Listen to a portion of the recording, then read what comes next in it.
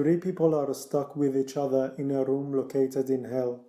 The plot of the play becomes clear when we are told there are two things absent in hell: mirrors and the official torturer. The idea is that you can only perceive yourself through someone else's gaze, and that person can become your torturer because you are at their mercy. Consider the following dialogue. Garçon, do you really think I look like a torturer? And by the way, how does one recognize torturers when one sees them? Inès, they look frightened. Garçon, frightened?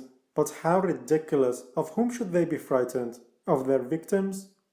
Inès, laugh away, but I know what I'm talking about. I've often watched my face in the glass.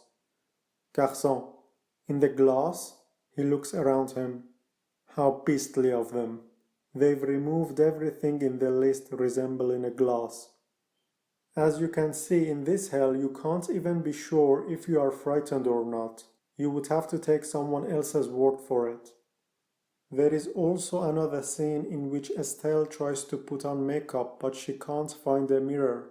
So Inès tells her, suppose I try to be your glass. Furthermore, the play brings our attention to one of the problems of human existence. You can't help existing, and your existence has a social dimension. This problem manifests itself when the three try to ignore each other. Garçon, we look at the floor and each must try to forget the others are there. Inès, you can't prevent your being there.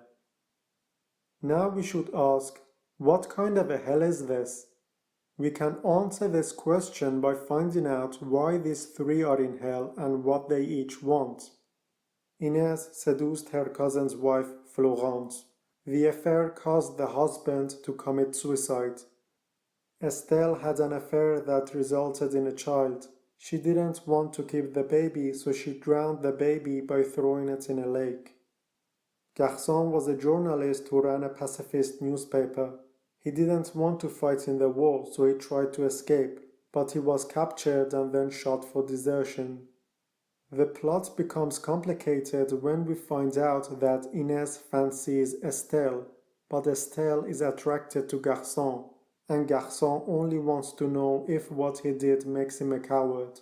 Estelle tells him he is not, but Inès tells Garçon Estelle is only telling him what he wants to hear because she wants to be with him. Garçon realizes that it is Inès whom he has to convince, not Estelle. The problem is Inès hates Garçon and won't tell him what he wants to hear. This whole situation leads Garçon to conclude hell is other people.